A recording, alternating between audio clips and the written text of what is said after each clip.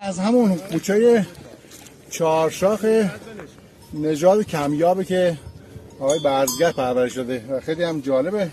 الان چند تا داری از اینا؟ کلا 76 تا از این هست و فوق العاده زیبا و قشنگ و نادره به در نوع خودش. خیلی قویه ها، یعنی 10 تا گوشه دیگه زونده.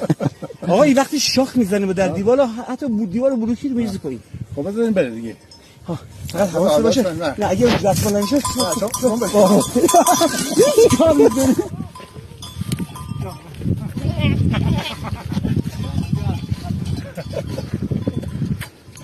این چهارشاخ هم هست؟